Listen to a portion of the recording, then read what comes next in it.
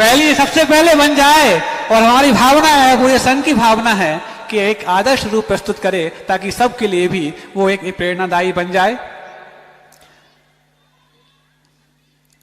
अभी सुबह सुबह की बात भैया जी कह रहे थे जब हम लोग मंदिर में पहुंचे कि ये जो तन है, तन का कैंसर होता है फास्ट फूड से और मन का कैंसर होता है मोबाइल से। अच्छा, बहुत अच्छी बात लगी हमारे लिए। अब चूंकि समय तो अपनी गति से बढ़ ही रहा है, गुरुदेव भी अभी 2-3 दिन पहले ये वाली बात कह रहे थे, आज सुबह भी कह रहे थे, पीछे महाराज जी बता रहे हैं कि इस मोबाइल के माध्यम से जीवन में जो एक तरह से एक ऐसी विघटनकारी संभावनाएं बढ़ गई हैं कि जीवन में, पहले आपको मालूम होगा कि जब घर में एक फोन होता था तो घर के सारे लोग एक स्थान पर इकट्ठे होने की जरूरत महसूस करते थे।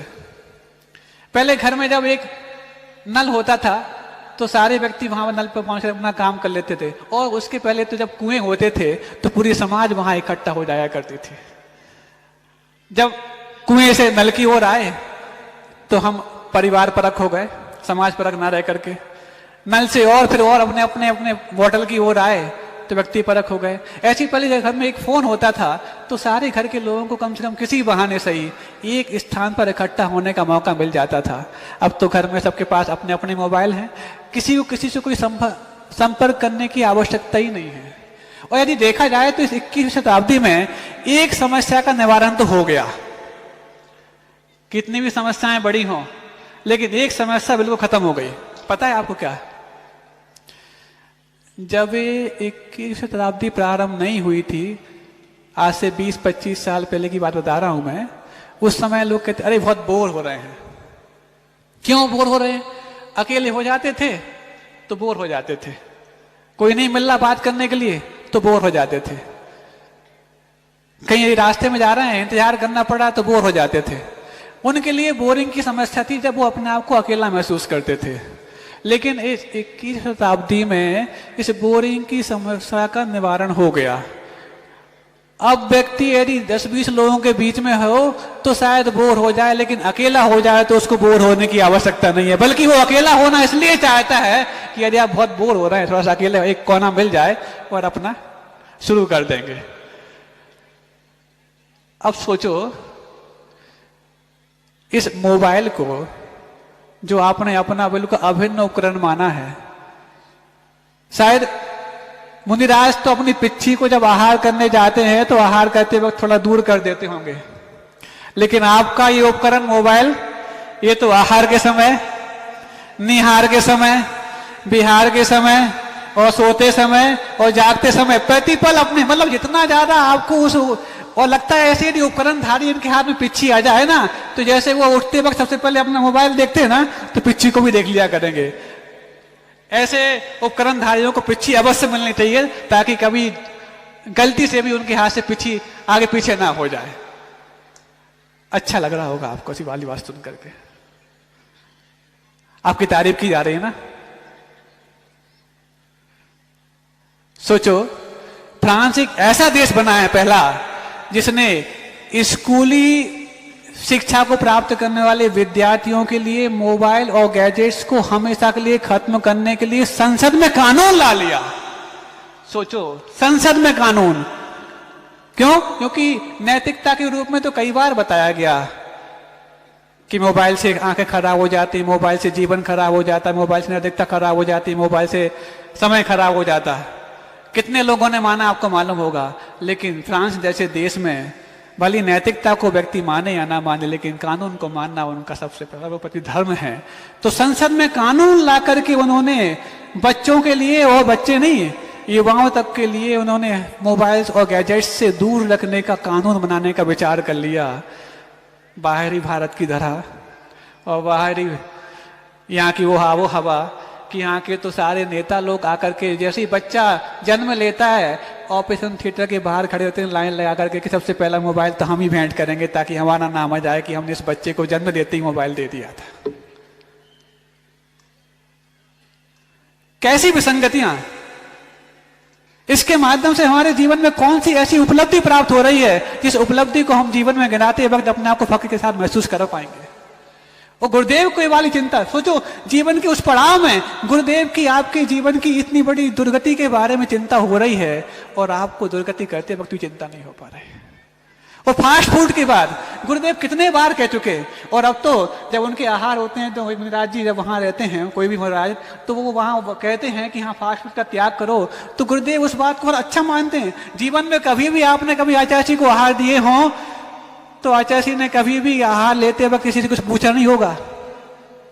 क्यों? क्योंकि आपको इतना बड़ा सौभाग्य मिल रहा है, पुण्य मिल रहा है कि इस युग के तीर्थंकर व्यक्तित्व के रूप में प्राप्त आचार्य परमेश जी को आहार देने का सौभाग्य मिल रहा है, तो आप अपने आप को स्वयं संभाल लो कि आप उसको देने लायक हो कि नहीं। लेकिन अब सोचो वहां पर आप जाते हैं तो कोई महाराज जी पूछते हैं कि फास्ट फूड का त्याग है, तो आचार्य जी उनको समर्थन देने के लिए अपनी अंजलि बंद कर लेते हैं कि हाँ बताओ भाई है कि नहीं। अरे ये कितना गिरा हुआ अपना नैतिक स्तर। पहले के साथ होते थे शुद्ध जल का त्याग करो तब जाके आहार लेते थे, आजीवन रात्रि भोजन त्याग करो तब जाके आहार लेते थे, कुएं का पानी का नियम लो तब जाके आहार लेते थे। अब तो कितना गिरा हुआ स्तर कि एक जैन साधु को, एक जैन श्रावक से ये पूछना पड़ रहा है कि आपके मांसाहार का त्याग है कि नहीं। कहा महाराज जी मांसाहार का त्याग कहां है? अरे फास्ट फूड क्या है? ये जो वस्तुएं जो आपको लिखी हुई मिलती हैं जगह जगह पर, उन पे मांसाहार प्रूव्ड है, डाउटफुल नहीं। ये बात अलग है कि यहाँ पर खुराई में जैसे महाराज जी ने कहा कि यहाँ पर अधिकांश चौकों में ऐसा रहता है कि पूछते ही लगता है कि सभी लोग प्राय करके मिलते हैं कि जिनका फास्ट फूड का त्याग होता है, लेकिन फिर भी इक्का दुक्का मिल जाते हैं ऐसे।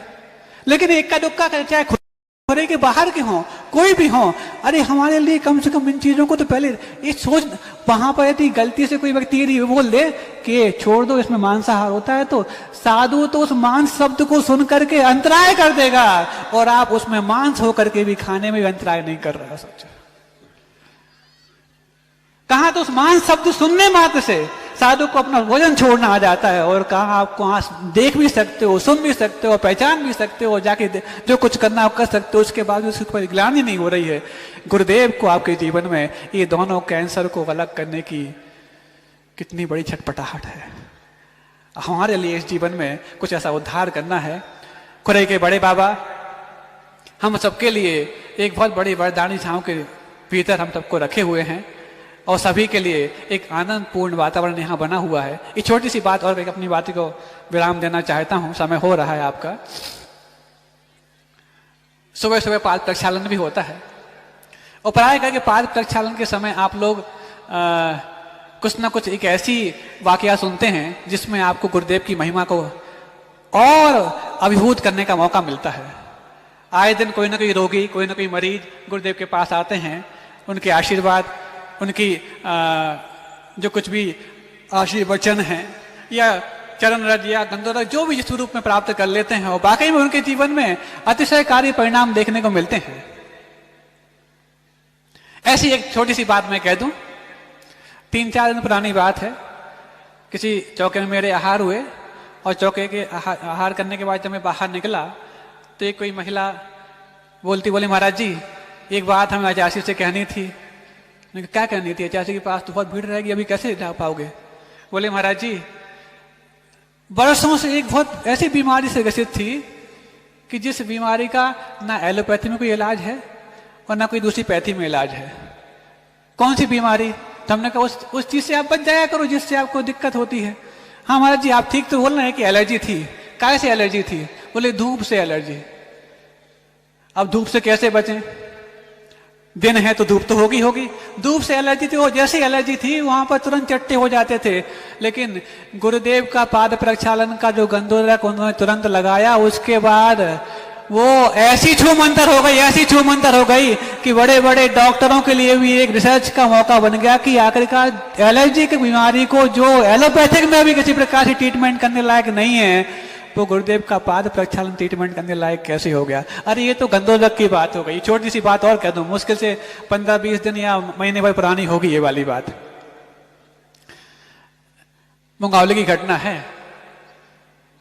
वहां पर क्या हुआ, दोपहर के सामायिक का समय था और आचार्य जी सामायिक में बैठे और हम लोग उनके कक्ष से बाहर निकल रहे थे। इतने में एक व्यक्ति बिल्कुल हड़बड़ाते हुए आया, बोले महाराज जी आचार्य जी से आशीर्वाद लेना है।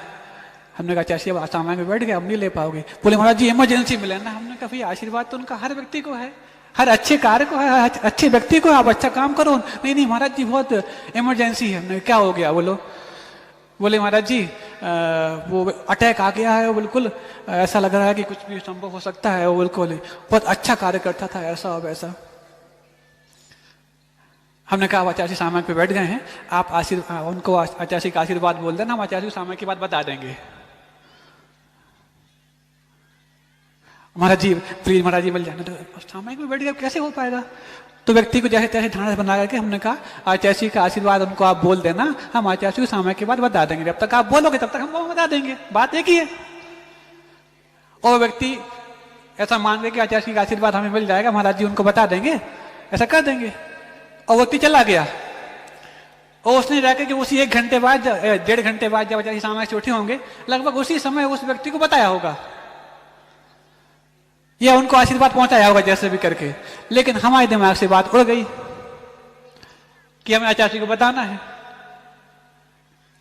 हम भूल गए उस बात के लिए। अब क्षयोपम ज्ञान है, छदमस्त ज्ञान है, वैसे अपन जैसे अज्ञानी, आपके नगर गौरव जैसे ज्ञानी तो हम है ही नहीं, है ना।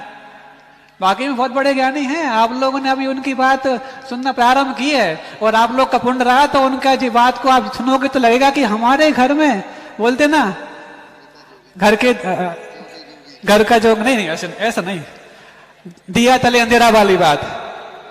हाँ बिल्कुल। तो हमने कह दिया, हम भूल गए बात को।